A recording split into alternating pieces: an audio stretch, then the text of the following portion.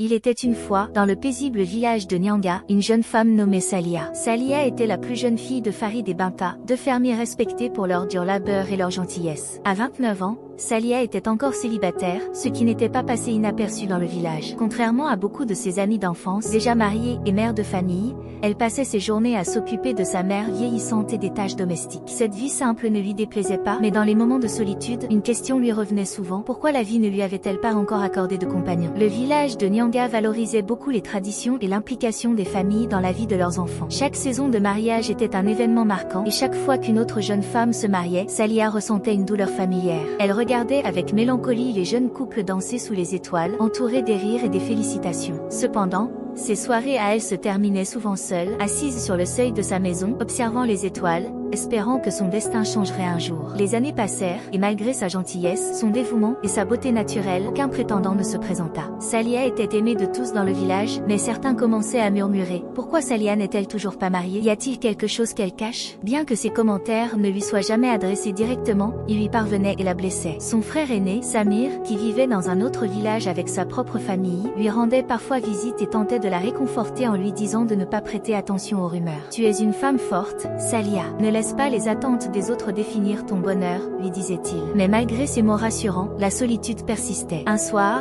alors qu'elle préparait le repas pour sa mère, elle décida de lui confier ses pensées. Maman, parfois je me demande si je suis destinée à vivre seule pour toujours. Tous mes amis sont mariés, et même les plus jeunes trouvent un partenaire avant moi. Peut-être que le mariage n'est tout simplement pas dans mon avenir. Sa mère, Binta, l'écouta attentivement avant de répondre doucement. Salia, tu es une bénédiction pour cette famille. Le fait que tu sois encore ici avec moi n'est pas un échec. La vie a des plans pour chacun de nous, et parfois, ils prennent plus de temps à se dévoiler. Sois patiente, ma fille. Ce qui doit arriver viendra au moment opportun. Salia acquiesça, réconfortée par les paroles de sa mère, mais au fond d'elle-même, elle avait du mal à croire que son destin changerait. Les semaines passèrent et Salia continua sa vie habituelle, s'occupant des champs familiaux, aidant les femmes du village à préparer les fêtes, et prenant soin de sa mère. Un jour, alors qu'elle revenait du marché avec des légumes frais, elle rencontra un homme qu'elle n'avait jamais vu auparavant. Il était grand, avec des traits doux et un regard perçant. Ses vêtements étaient simples mais propres, et il lui adressa un sourire chaleureux en croisant son regard. Bonjour, mademoiselle, dit-il doucement. Je m'appelle Idriss. Je viens d'emménager dans le village voisin. Je cherchais quelqu'un pour me montrer le chemin de la rivière. Pourriez-vous m'aider? Surprise,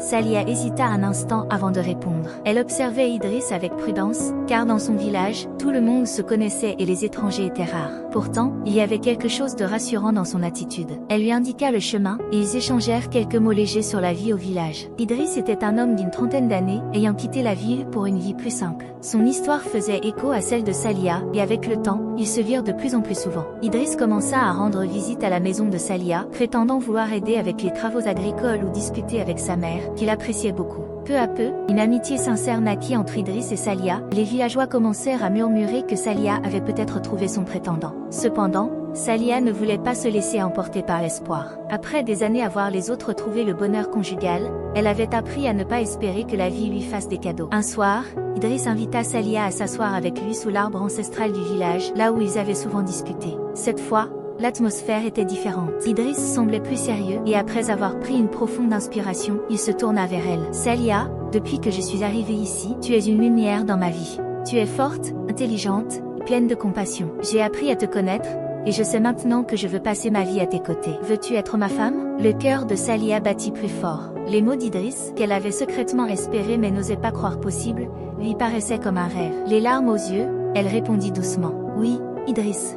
Oui, je veux passer ma vie avec toi. Les jours suivants furent emplis de bonheur. Les fiançailles de Salia et Idriss furent annoncées, et cette fois, le village tout entier célébra la nouvelle avec enthousiasme. Les préparatifs du mariage commencèrent, et tout le monde voulait y contribuer. Même ceux qui avaient douté de Salia dans le passé vinrent la féliciter. Le jour du mariage arriva enfin, et sous le grand manguier, entourés de leurs familles et de leurs amis, Salia et Idriss échangèrent leurs vœux. Le sourire radieux de Salia illumina la journée, et Idriss ne pouvait détacher son regard de sa nouvelle épouse. Après le mariage, ils s'installèrent dans une petite maison près des champs de Salia, où ils travaillaient ensemble à la ferme. Leur vie de couple était simple mais heureuse. Quelques années plus tard, Salia tomba enceinte, et ils accueillèrent une petite fille qu'ils appelèrent Amina. La naissance d'Amina fut un événement célébré par tout le village, car Salia avait finalement trouvé la famille qu'elle avait tant espérée. Ainsi, avec patience et foi, Salia vit son destin se réaliser d'une manière qu'elle n'aurait jamais imaginée. Son histoire était une leçon de résilience, prouvant que même lorsque la vie semble lente à offrir ses bénédictions, elles finissent toujours par arriver au moment où on les attend le moins.